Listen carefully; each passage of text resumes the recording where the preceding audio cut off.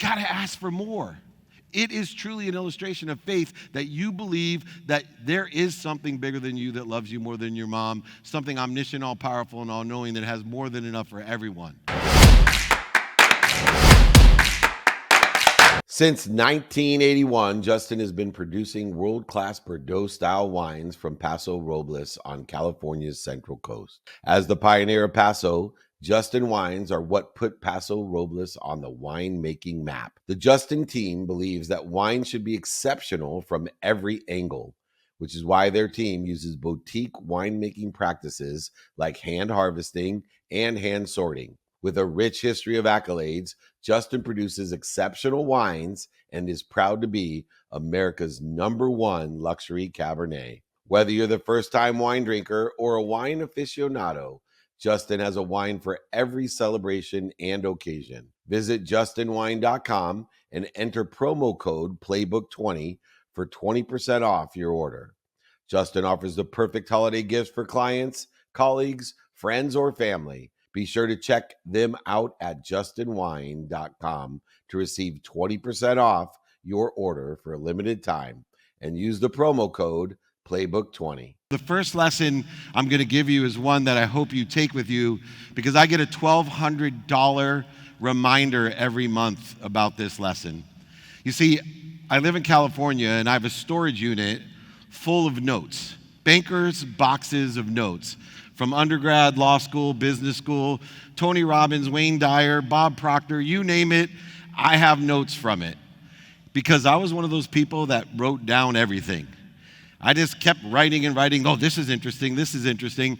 And I found that there's two types of people, those people like me that want to end up with a whole bunch of bankers' boxes of notes that they never can get to or learn from.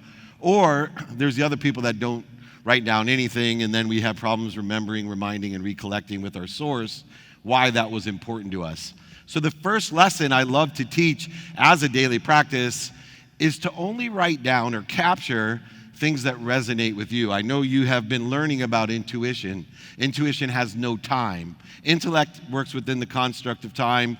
Inspiration actually has no time, but intuition tells you one of two things. I really agree with that for some reason. If it resonates with you, write it down. But recently I also found some great value, maybe because of the politics in America, that if something resonates with me because I seriously disagree with it, I also write that down. In fact, I pay more attention and give intention to the things that seem to be intuitively disagreeable to me, because I know I'm part and parcel of everything. So if something has an extreme feeling to it, I want to capture it and know that within the context of infinite time, this information is going to be important to me. Not today, right? A lot of people, if you ever play craps, I love those people. They think intuition works within a 24-hour time frame, right? They think hard 8. They think the next roll is going to be hard 8. No, it's working with the infinite time. Sooner or later, hard 8 may come up because your intuition is telling you, but it has nothing to do with time. So I want you to listen to the stories and the lessons that resonate with you. Either you agree with them and feel something or disagree with it. Write it down. Pay attention and give intention to it. It'll serve you well in your divine time, your infinite time with your human experience. And I'm going to start talking about the human experience so that we can take advantage of that infinite experience, the divine time that we all live in, for a bigger purpose, greater passion, even profitability. Because it's your purpose that needs always to be greater than your pain. If your purpose is greater than your pain, you will not lack commitment. And it's not the mistakes that you've made. And you'll hear my story. I've made a lot of mistakes, but I never lack commitment. Daily commitment to practicing the right behaviors to get me to where I want to be or better, in a divine direction, allowing those detours as well to be divine, and allowing divine time to reveal to me, to elevate my awareness, my frequency, my vibration, to understand how this terrible thing that happened could possibly be promoting me, protecting me, and loving me. And so I have lived in 3 different worlds. I was born, like many of you, I'm sure, in a world of not enough. I grew up in Akron, Ohio, If that wasn't challenging enough, I had a single mom with 6 kids, 5 boys and 1 girl. My mom was a 2nd grade teacher who packed our dinners in paper bags to fill up turnstiles at convenience stores with greeting cards just so we could eat. And sometimes we had to use food stamps to eat. And some of you who may have relatives that are teachers, first responders, United States veterans, people who give everything away but take less back. My mom would actually use our food stamps at times to buy pencils for her class because the school couldn't afford pencils. My mom was one of the most generous, kind, still is, people that I know. Sorry if I get choked up. I'm still a 56-year-old mama's boy. But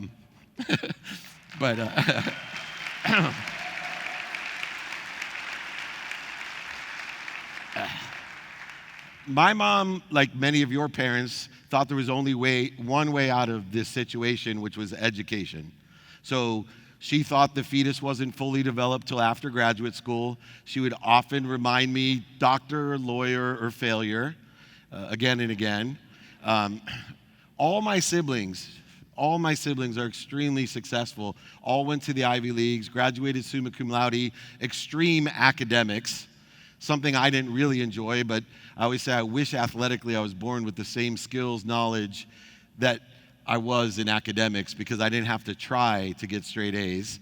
But I really did enjoy academics through my life. I just wanted to make my mom proud. And most importantly, I wanted to make a lot of money. The only thing I wanted was to get rid of the only pain in my life, which was when we had a financial problem.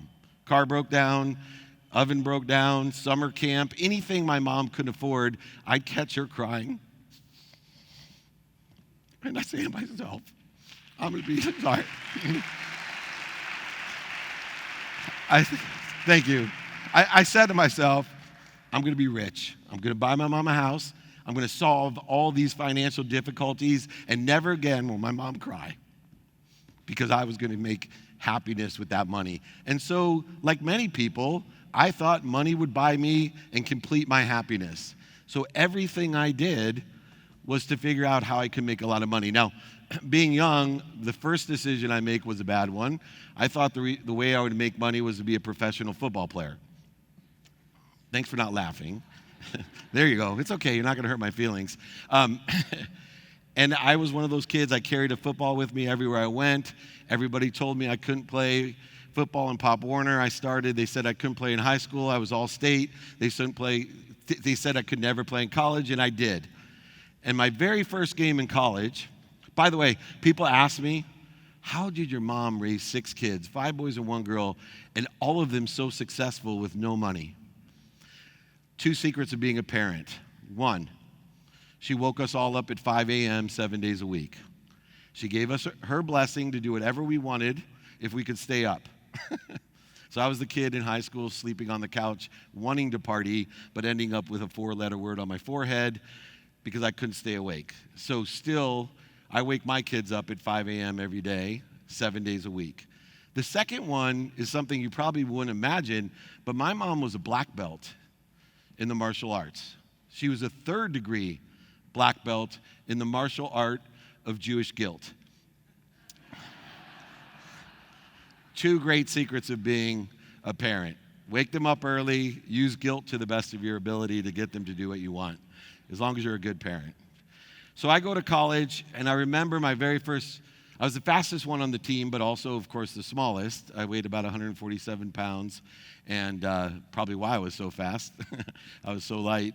But I remember thinking to myself, I was on the kickoff team.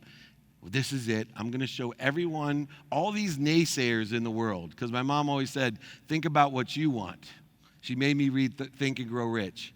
And by the way, last week I was appointed the chairman of Napoleon Hill Institute, and I'll be revitalizing this book, Think and Grow Rich. So if you haven't read it, please read that book. And my mom said, you got to think what you want, not what you don't want, not what you don't have, and definitely not what other people want for you, but what you want. And I wanted to be a multimillionaire by playing football, and there I was in college. Nobody thought I could do it, and sure enough, we kicked the ball off. I'm the first one down, and I lay into the ball carrier. And I thought to myself, this is it. And the next thing I know, I'm flying backwards, land on my back, and the ball carrier actually stepped on me and kept running. I remember lying on my back at 18 years old thinking, doctor, lawyer, or failure. I changed my plan. That pain didn't stop me, though. My plan now was to be a doctor, make a lot of money, buy my mom a house and a car, and solve all of the misery, financial stress in my life. And my oldest brother was already a doctor. I went to go visit him, and I walked into the hospital, and he said, "What's the matter, buddy?" I said, "I hate hospitals." He said, "Dave, you're pre-med. God knows you're not going to be a professional football player. What do you mean you hate hospitals?" I go, "Well, I'm not going to be a doctor like you. I'm going to be a sports doctor. I'll be on sidelines and locker rooms. I don't need to be in the hospital." And this is when he gave me the best advice probably I've gotten. He said, "David, you need to be more interested than interesting." He said, "You need to be more interested than interesting." There's a lot to unpack in being more interested, because it's not just wisdom that you gather by being interested, it's actually faith. And it's wisdom and faith that will shorten the resistance, the distance of resistance that we create from us and the all-powerful, omniscient, unbelievable source that loves you more than your mom. The all-knowing, infinite, abundant, unified system that you're learning about here in Cancun, this infinite system of power that you're interfering with. And so I decided, wow, if I don't like hospitals and doctors have to be in hospitals, I'll be a lawyer. So being more interested, I wanted to find out what law school graduated the richest first-year law students, because my objective was to be rich, to buy my mom a house and a car and be happy. I found out that Tulane University had the leading admiralty law program, an international program, only school in America that taught civil and common law, international law, and maritime law, and that their first-year graduates that were oil and gas litigators made the most money. Well, that made sense to me. I chose Tulane, graduated close to the top of my class, and luckily got a job offer in 1992 for $150,000 plus bonus. And in 1992, that was a lot of money at 24 years old. I knew I'd be able to buy my mom a house and a car, but I also got offered another job in 1992 selling legal research on the internet with the world's largest legal publisher, the ones with the little keys on it on every law program that you'll ever see from now until eternity. I went to my mom where I was about to receive the next most valuable lesson, and I asked her what I should do. Should I be an oil and gas litigator or sell legal research on the internet? Without blinking, my mom, of course, said, "David, you need to be a real lawyer. The internet's never going to last. It's a fad. It'd be the biggest mistake of your life to do anything in the internet. Take the litigation job." I thought about it for about as long as she told me her advice and realized that just because someone loves you doesn't mean they give you good advice. In fact, there's two types of people in the world. There's ignorant people, people who don't know what they don't know, and then there's ignorant people, people that don't know what you don't know. What do I mean by that? Well, there's the ignorant, arrogant people that are obvious. Somehow I became a middle-aged mutant of the internet and have all these millions of followers on Instagram and TikTok, and people are just ridiculous. Those are the arrogant, ignorant people that'll tell me things like I stole gratitude from Gary Vee, or they'll call me fat. I'm like, round is a shape. I'm in shape. I don't worry about ignorant, arrogant people. But the people that I pay attention to are the people who love me the most, my mom. Because they are ignorant, humble people who love us more than they love themselves. So when they give us advice, they're actually giving us advice out of fear. That doesn't seem like a good way to make a decision, does it? And we often, at all ages, we take advice from people who love us the most, but they don't know shit about what they're talking about. They're ignorant. My mom knew nothing about business. She definitely knew nothing about the internet, although I will tell you, as we have AI today and blockchain and all of these, I laugh because people resist change.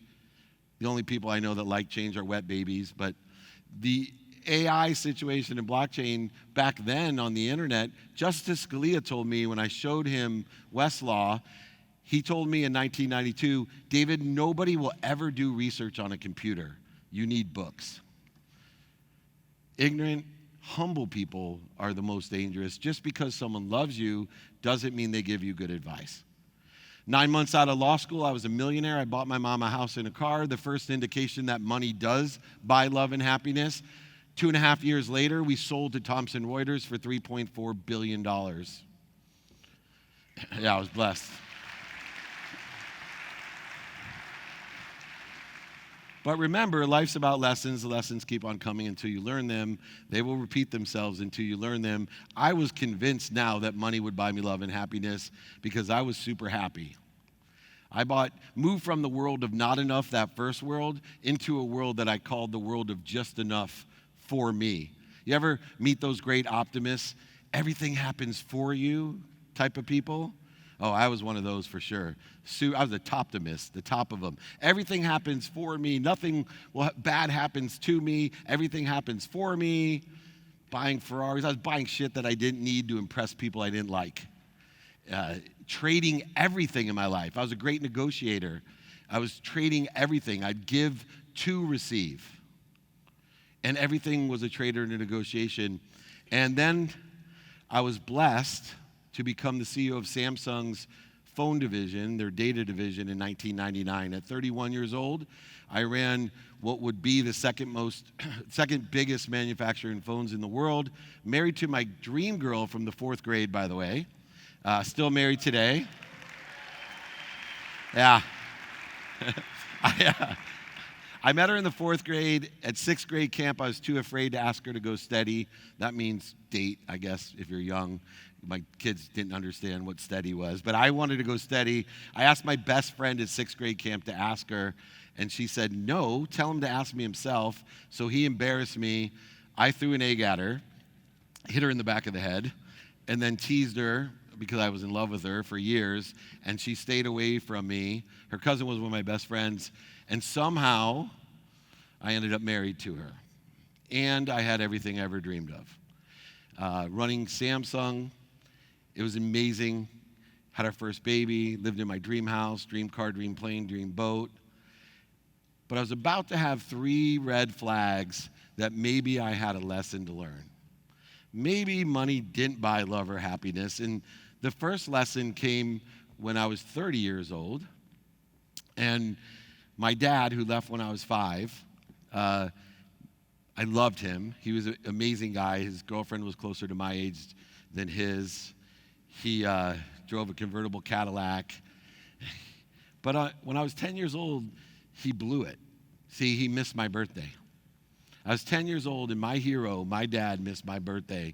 And it wasn't that he missed my birthday that was so upsetting. It was when I confronted him about missing my birthday at 10 and said, Dad, how could you forget my birthday? And he said, son, I didn't forget it. I don't believe in birthdays.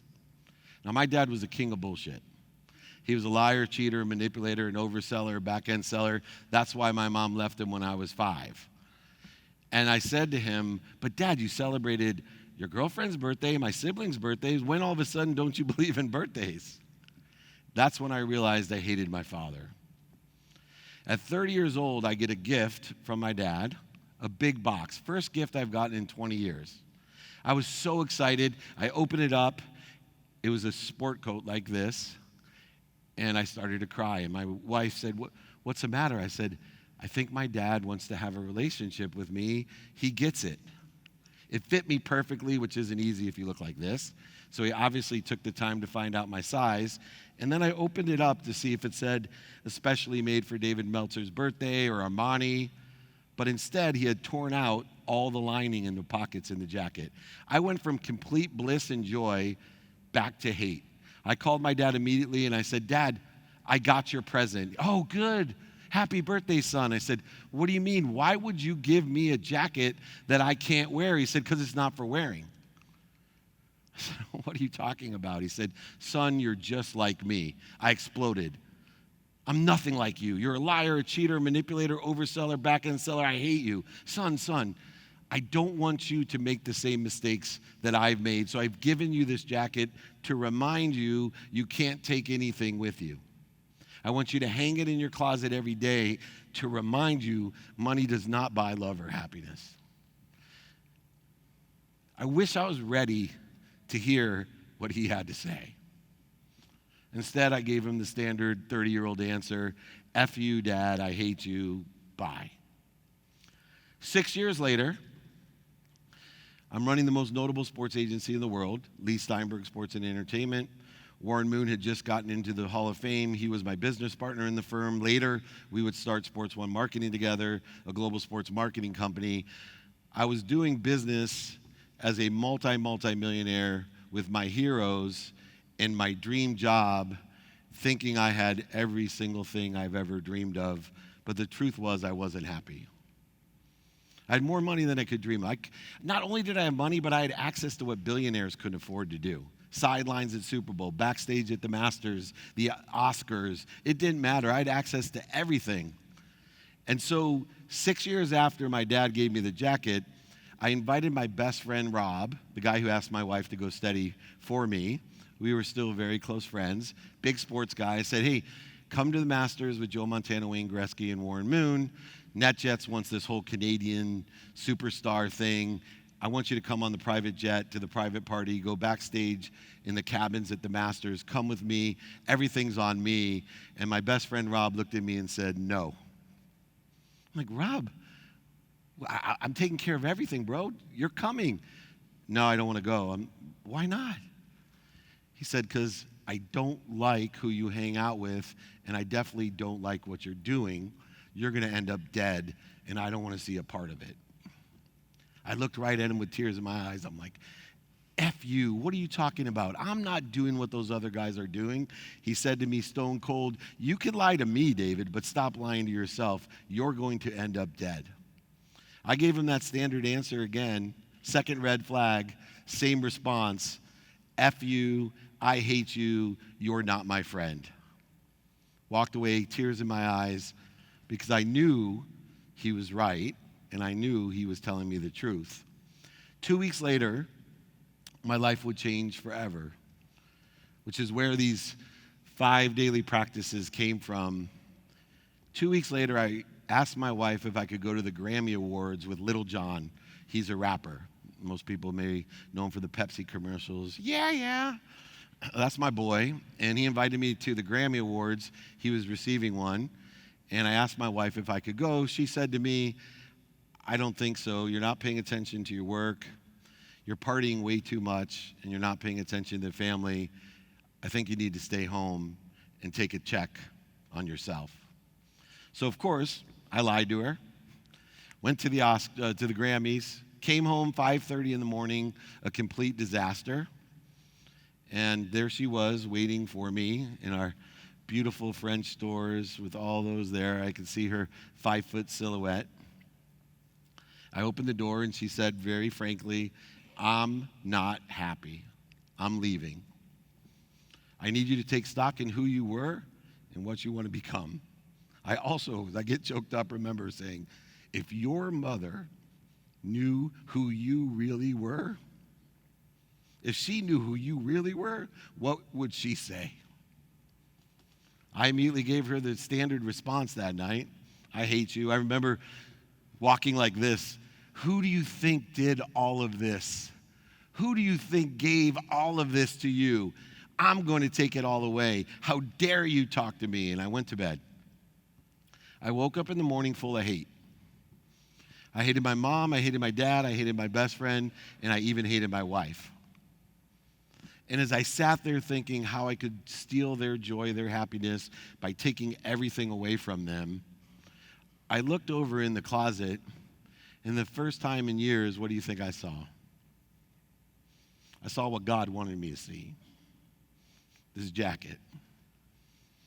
I looked at the jacket, and I said to myself, man, you don't hate your mom. You don't hate your dad. You don't hate your best friend. And you certainly don't hate your wife. You hate yourself. You are a liar. You are a cheater. You are an overseller, a back-end seller, a liar, and a manipulator. You need to change. And I sat there on my bed crying for almost a day, trying to figure out who I was. I'll tell you who I was. I was someone who was trying to always get more, always try to get what I didn't have, didn't want, or what other people wanted for me. Everything in my life was a trade or negotiation, and money didn't do anything for me other than buy my mom a house and a car. You see, what I learned that day was money doesn't buy happiness and it doesn't buy love, but it allows you to shop.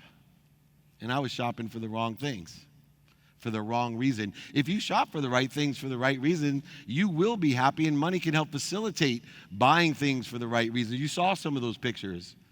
In the last 18 years, I've been living my life in a divine direction, understanding divine detours and knowing divine time. And we've donated 2 community centers, 17 villages. I'm spending my money, more money than I've ever had, for the right reasons, for the right things. No more Ferraris. No more boats, cars, planes. Not worth it. I shop for the right things for the right reasons. And so what I want to share in the second half are these 5 daily practices, the things that allow me over the last 18 years to recover from losing over $100 million, going bankrupt, to everything I ever wanted, because I learned that day to start the progress towards not living in a world of not enough, not just enough for me, not to me, but through me, a world of more than enough. And the first thing I realized, and still today, that most people don't understand, is I was told something that I believe to be true, but they only gave me half of the recipe. Anybody here believe the more you give, the more you receive? Good. I believe everyone has heard that at the very least, and most people I meet believe it. I sure did, and I still do. Here's the problem. Why is it that people like my mom, teachers, first responders, United States veterans, most moms in general, let alone single moms, why do they end up financially with nothing? Because they're the most giving people that I know. They're the most generous people that I know. And yet most of the people that I know that have given their lives for others have nothing financially.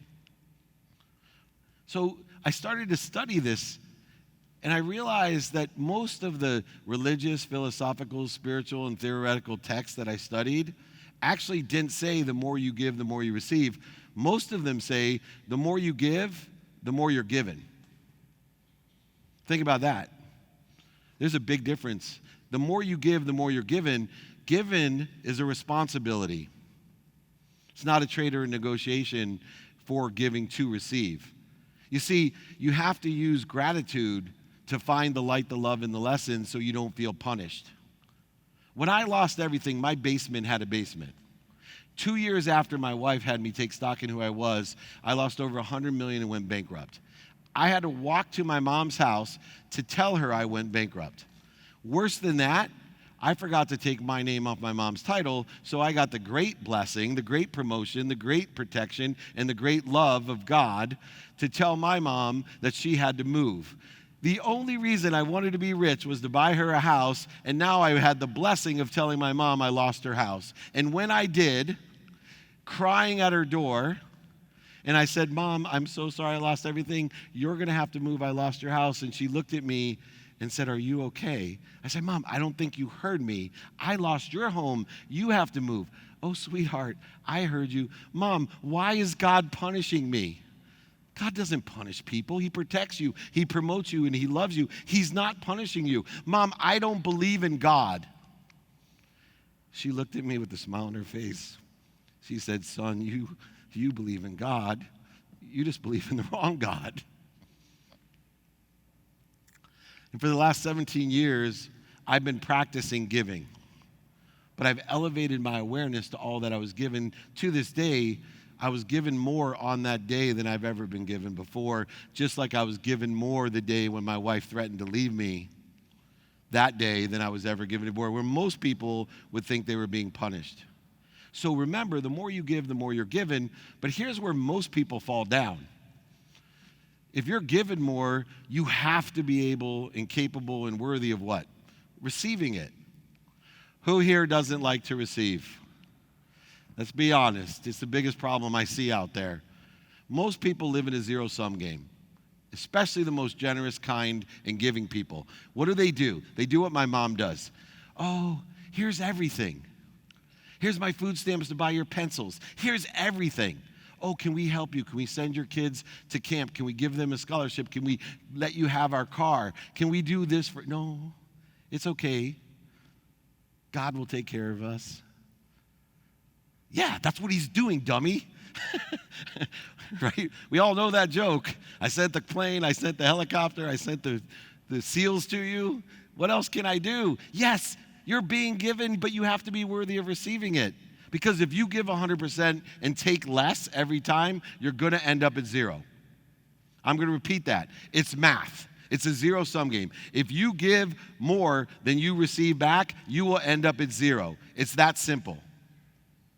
You are blessing someone by receiving and blessing yourself. Giving and receiving are one in the context of giving more, to be given more, to receive more. And then if you want to illustrate your faith, and some people get mad at me with this, but I disagree. I live in a world of more than enough of everything for everyone, not in a zero-sum game. It is not scarcity. I live in an omniscient, all-powerful, infinite system of abundance. And because of my faith, I ask for more. Because the math makes sense to me. If I truly believe there's more than enough of everything for everyone, why wouldn't I ask for more? If we went to dinner, 6 of us, and somehow they started loading up all 10,000 meals on my table, would you feel bad about asking for one? No, you'd be helping me. Why? Because you know now you don't need faith. Shit, this guy has more than enough meals for everyone. More than enough. I'm going to help him out and take some. You got to ask for more. It is truly an illustration of faith that you believe that there is something bigger than you that loves you more than your mom, something omniscient, all-powerful, and all-knowing that has more than enough for everyone.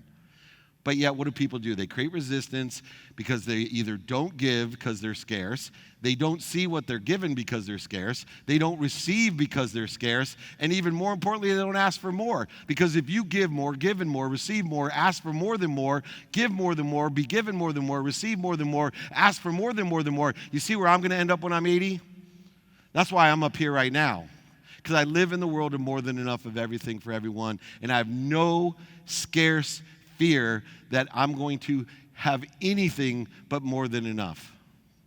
Because I keep giving, I elevate my awareness through gratitude and forgiveness of what I'm given, and I feel great about receiving because I know how I feel when I give, and I want to give to you that same feeling because that's happiness. This show is brought to you by BetterHelp. Therapy is a great tool for facing your fears and finding ways to overcome them, because sometimes the scariest thing is not facing our fears in the first place and holding ourselves back. It's helpful for learning positive coping skills and how to set boundaries. It empowers you to be the best version of yourself. It isn't just for those who've experienced major trauma. If you're thinking of starting therapy, give BetterHelp a try. It's entirely online, designed to be convenient, flexible, and suited to your schedule. Just fill out a brief questionnaire to get matched with a licensed therapist and switch therapists anytime for no additional charge.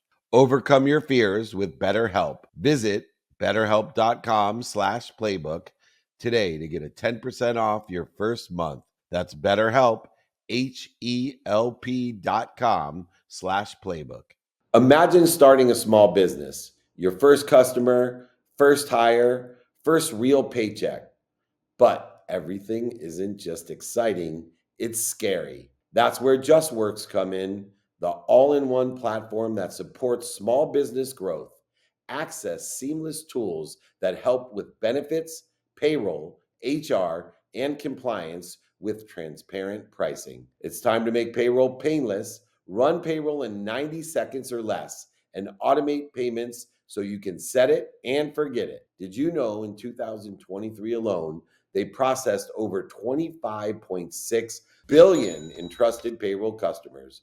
Don't worry about the paperwork piling up either. They take care of payroll tax documents and reporting to help you stay compliant. Visit justworks.com/podcast to join the thousands of small businesses that trust JustWorks to take care of payroll, benefits, compliance, and more. That's justworks.com/podcast. So, how do we get there? I'm a very pragmatic person.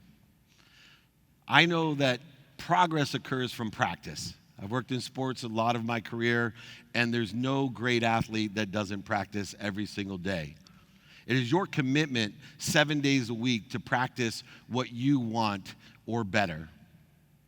Behaviors only occur as an energy, like money's an energy. What are the three characteristics of energy? It aggregates, it attracts more like energy. It accelerates, which appeases human nature and human experience, because there's only one time that progress has. It's not fast enough. Just remember that. Progress has only one time zone, one speed, not fast enough. That's the way progress works. Good behavior, believe it or not, is behavior defined by you. Good behavior is behavior that gets you to where you want to be or better, or where you think you want to be or better.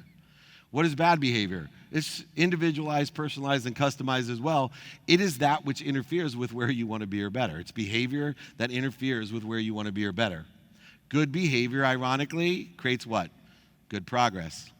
Bad behavior creates interference to the good progress, or what others would say, bad progress. So we have to be conscious of what we're practicing every day. And I'm going to go through 5 practices that will change your life. And they are simple. But remember, the simple things to do are unfortunately simple not to do. Why? Because you got to do them every day. You saw the video about gratitude, right? Say thank you for 30 straight days, guaranteed to change your life. Say thank you for 30 straight days, guaranteed to save your life, to change your life. Anyone think they can say thank you for 30 straight days? Yeah, everyone raises their hand. It took me 9 months. Because the simple things to do, like saying thank you, which takes 0.1 seconds and it's free, it took me 9 months before I didn't miss a day. That's human nature. So let's talk about these practices. Number 1 practice in your life. You want to change your life? Start the day by knowing what you want today. Know what you want today according to the circumstances that actually exist today. You see, you're blessed with 24 hours each and every day of your life. I guarantee that you have 24 hours every single day of your life, except for the last day. Every one of us will be cheated, seconds, minutes, or hours, depending on how lucky you are. So know what you want according to the circumstances of today, in alignment with where you think you want to be in the future, where you think you want to be in the future. So what do I want personally today according to the circumstances of today? Am I in Cancun? Are my in-laws in town? Did I have a flat tire? Whatever it is, you have to put it into the context of the human experience, because that's what you're having. But we want to reconcile the human experience, which only has one common denominator of all human beings, which is 24 hours. We all have 24 hours. All human beings have 24 hours. And it's the exact same for everyone. It's the time that a particle of light leaves the sun and hits the earth. That's how we determine 24 hours. It's not rocket science, but maybe it was at one time. But that's what we have. So we need to put personally, what do I want today? Experientially, what do I want today? Giving-wise, productivity-wise, what do I want today? And of course, receiving-wise. And they don't have to be balanced. Balance is bullshit. Balance is bullshit. Harmony is what we want. And the only way that we have harmony is to know what we want according to the circumstances of today, in a divine direction of where we want to be or better. Where we want to be, not where other people want us to be. You see, there's a huge energy gap, and I want you to take this back to your kids, because I got 4 of them, and they hear it from me every day.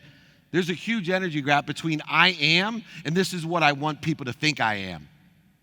You want to go on TikTok? I'll show you a bunch of people that are worried about what people think they are. I know what I am.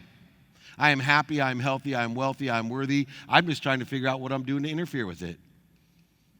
I'm just trying to figure out if I have an omniscient, all-powerful, all-knowing source that loves me, protects me, and promotes me more than my mom, I just got to figure out what I'm doing diet-wise, exercise-wise, mindset-wise, heart-set-wise, financially, whatever it is I'm doing to interfere with more than enough of everything that I want. Not what you want for me, not what's missing, and not what I don't have. Create harmony each day according to the context of the day. What are the circumstances of the day? Therefore, I'm working in reality of what I want in a divine direction of what I think I want or better. A trajectory, not attaching my emotions to an outcome that creates resistance. This is what people mean by surrendering or allowing it to happen, because I'm only focusing on behaviors that are aligned with where I want to be or better, and then I have a great power to reduce the limitations that people have. There's only two limitations that you have. It's either your imagination, right? You will never overachieve your own self-image. What's that saying? You'll never overachieve your imagination. You'll never overachieve your own self-image, but the one that most people miss is that you are limited by the meaning of your past. I'm going to repeat that. You're limited by the meaning of your past. So everyone has failures, mistakes, defining moments, void, shortages, obstacles. They have historical relevances. That one's one of my favorite. You know, I spoke in France at the sports summit, and this beautiful French lady said, "Oh my goodness, what about the French-American War?" I'm like, what about the French-American War? How are you allowing that to create some sort of resistance in your life of where you want to be or better? You have given the meaning of the French-American War to stop you from being your best self, your higher self, to connect to God, to source, to something bigger than you that loves you. Why? You have the power to give meaning to everything you see. It takes time sometimes to do so. I never thought I'd stand on a stage and even admit that I lost everything, let alone tell people it probably was one of the greatest things that have happened to me, because it has taught me more, protected me more. It saved my life and definitely saved my marriage. That's meaning. May not mean the same thing to you. You may just think I'm the biggest loser in the world. I don't care. What you think about me is none of my business. I can't control it anyway. I give meaning to everything I see. So I take the number one practice with what I want, personally, experientially, giving and receiving, according to the circumstances of the day, in alignment with my divine direction, my purpose, and then I align the meaning of my past, the lessons of my past, to help me get there, not hurt me from getting there or interfere with me from getting there. If you know your what, you will have a mathematical advantage over almost everyone on earth. What do I mean by that? Most people, excuse the visualization because you just had lunch, most people live their lives like tubes. Food in, food out. That's their whole life. They live in nothingness. If you don't want to live in nothingness, I'll tell you a mathematical way. Know your what. The minute you know your what, you have a possibilities of mathematical advantage over nothing. Now, how do we take the next step? The second practice is know your who. Why? Because the fastest way to get to where you want to be or better is to help someone get to where they want to be or better, or ask someone that's already there to help you get you to where they are already. That's the fastest way. Find someone that's in a position or situation that you're in, ask them for directions. They've already paid the dummy tax. I can't tell you how many of my friends left California because of taxes.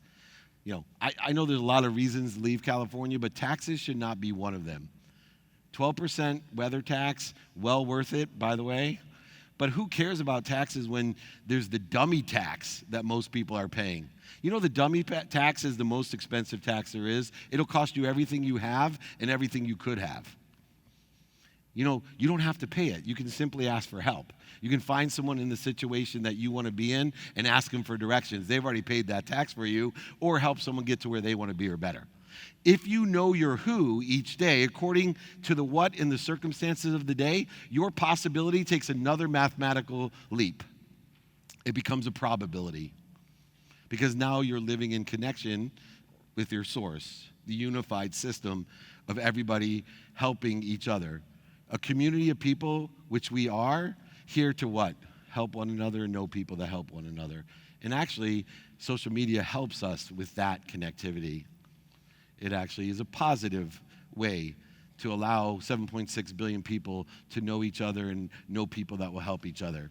To me, that's my whole mission in life of empowering over 1 billion people. How are you going to do that? Well, I'm going to empower 1,000 to empower 1,000 to empower 1,000. Create a community of people that know and want to help each other and know people that will help each other. Why? Because they buy from each other and sell for each other for life. You show me one company that's not successful if they have a community of people that are buying from them and selling for them for life. Marketing dollars, very low in those companies. Know your who, your possibilities will be a probability. The third daily practice, know your how. Well, considering there's 24 hours in a day, we have to somehow understand how are we going to be productive with our 24 hours each day according to the circumstances of the day, the meaning of the past, and the divine direction. And how are we going to utilize that to be accessible to others and access what we want and be gracious? Be able to take all the pain in life and find the light, the love, and the lesson so that our purpose is greater than pain, knowing that we'll never lack the commitment, so we'll never fail because our purpose is greater than our pain every single day. So I break down my 24 hours into 2 different times. One, negotiable time and non-negotiable time. Non-negotiable time is what I'm committed to every single day, regardless of the circumstances of the day. And so I assign time to that, and I make a commitment to daily do these things, knowing that 90% of my success comes from what I'm committed to doing every single day. It comes from my non-negotiables, not from the variant behavior of negotiables. Variant behavior is what helps human nature accept the fact that we're doing what we don't love to do, which is doing things every single day, which is why the simple things to do are simple not to do, because we don't like to do things every single day. So what are those for me? One, sleep. I changed my dream from being in the Pro Football Hall of Fame into be the Sleeping Hall of Fame. You are looking at one of the world's greatest sleepers. I'm built for it. I can sleep on a plane. I can sleep in a cave, a small tent. Doesn't matter. Look at this body. Short legs, long body. I sleep anywhere. I've had a sleep coach for 17 years. Why? Because when I learned the purpose of sleep is to do 2 things. One, to recover. Those who recover better perform better. And 2, access information in order to transcend for the next day to elevate who I am, my awareness of who I am and what I can be. So I took on a coach to help me, because I travel 200 days a year, recover and access information better than most people on earth. So I put a minimum of 7 hours a day, no matter what the circumstances of my day are, to sleeping with the purpose of recovery and access. Minimum 7 hours a day. So that leaves 17 hours of awake time. Believe it or not, in the 17 hours of awake time, I only use about 3.5 hours for non-negotiable time, leaving me almost 14 hours to do whatever I want every single day when I'm awake. Minimum of an hour a day on my health. Minimum of an hour, regardless of the circumstances. It is a non-negotiable regardless of the circumstances. If I fail in a non-negotiable, I give myself grace, but I don't let the losses stack up. If I miss something in my non-negotiables, it's not happening tomorrow. It becomes double super important non-negotiable. I put it first thing in the day. I'm not going to let the L's stack. I'm not going to miss my sleep, then miss my workout. Then I spend a minimum of time. You're going to love this one. I spend a minimum amount of time with my family that's most relative to me. Minimum 30 minutes a day, regardless of the circumstances of the day, with my wife. Minimum.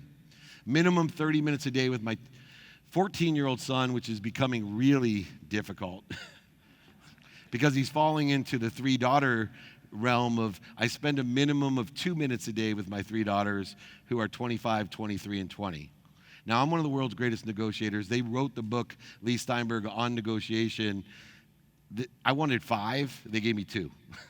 Try negotiating with a teenager. It's like death trap. I don't know. But what does that mean, non-negotiable time? How does this time stack on each other? 2 minutes a day of anything you're committed to do every single day is worth 2 hours on a Saturday. I'm going to repeat that. 2 minutes a day committed every single day is worth 2 hours on a Saturday. I guarantee it. You see, there's this whole facade about the extra mile. If anyone's ever taken math or Spanish, the people who get B's in math and Spanish, they're extra milers. Oh, I studied 16 hours on Saturday. Why did I get a B?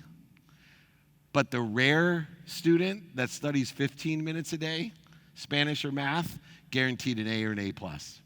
Guaranteed. Same thing in life. You spend 2 minutes a day with your teenager, you're guaranteed an A+ as a parent. 2 minutes a day, every day, non-negotiable. Tell them, I tell my kids every single day, I love you, I'm proud of you, and I always have your back.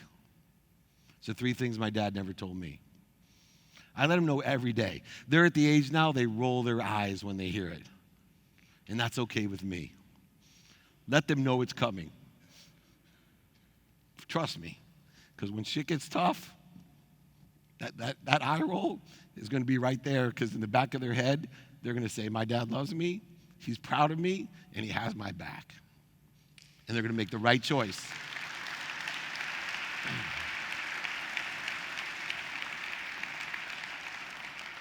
I also tell them no matter what they want to do, they can do it. They just have to do their best, learn lessons, and have fun. That's what you need to do. Do your best in the divine direction, learn lessons, and have fun. It'll happen. It's divine time, at the right way, at the perfect time for you.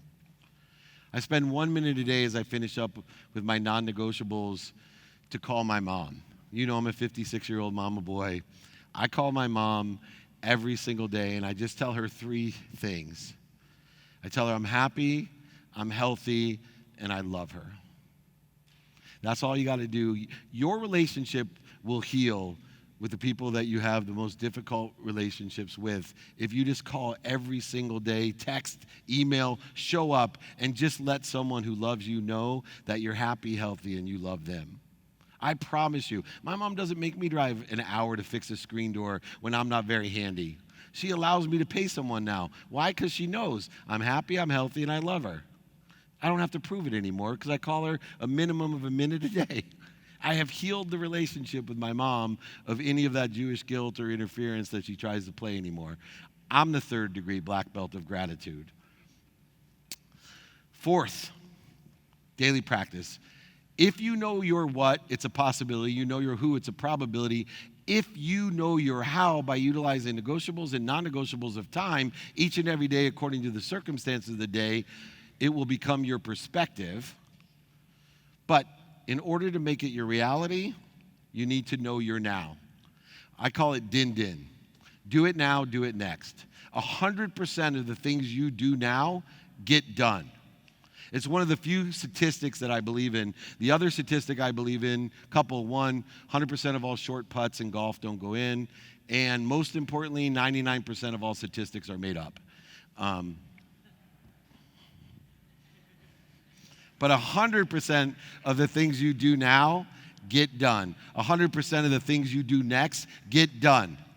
So there is an antidote for all of us that feel overwhelmed or procrastinate. Anyone here feel overwhelmed or procrastinate? Yeah. Why is it, by the way, we only overthink negative things? I got into the practice of overthinking positive things. Man, this is going to be a great day. I can't get over it. I can barely even sleep. This is going to be such a great day. Holy shit, this is an amazing day. I'm like a freak of nature. Everyone else is going, oh my God, I'm so worried about tomorrow. Worry is a duplicative negative. You're interfering with what you want and you're praying for what you want all at the same time.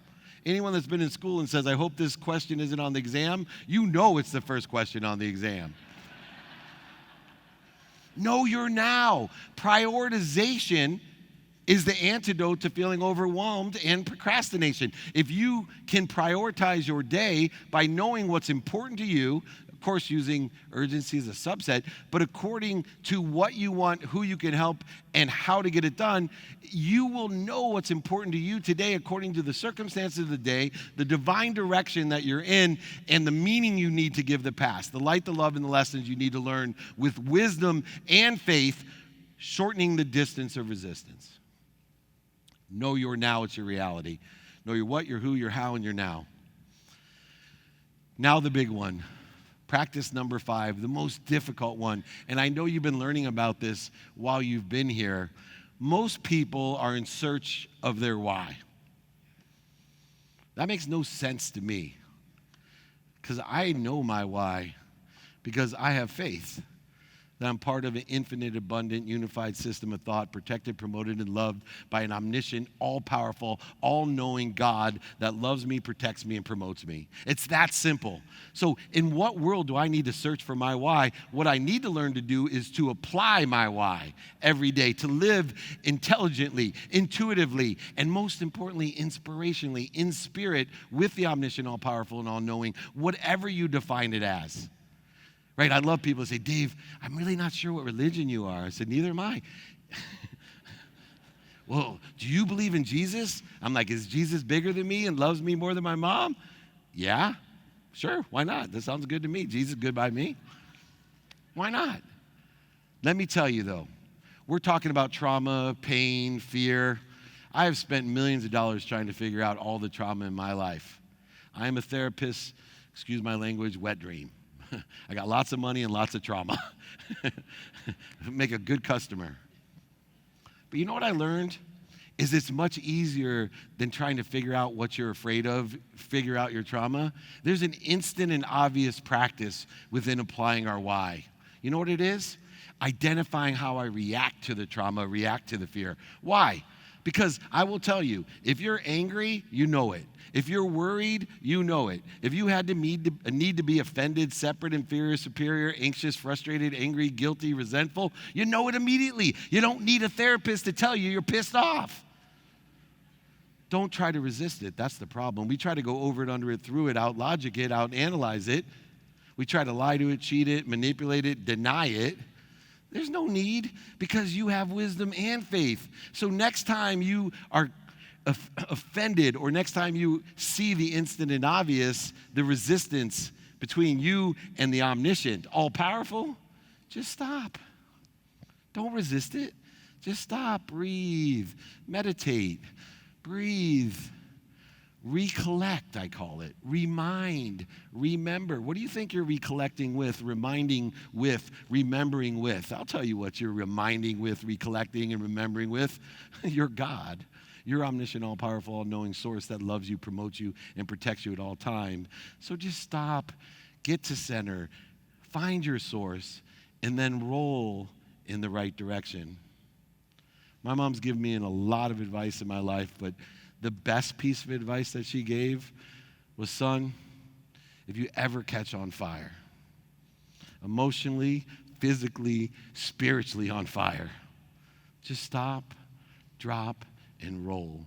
Roll into the divine direction. All the detours in your life, all the detours in our life are there to protect, promote, and love you. It's an indication that you have a better place to be. Your purpose just needs to be greater than that indication, that pain. And divine time will show you the way, the Tao. It'll show you the omniscient, all-powerful, unified, abundant, infinite system that we belong to. I promise you we're all blessed and we're all one. I know it's not apparent today to all of us, but we have to believe and seek the wisdom and the faith to know our what, know our who, know our how, know our now, but especially apply our why. God bless all of you.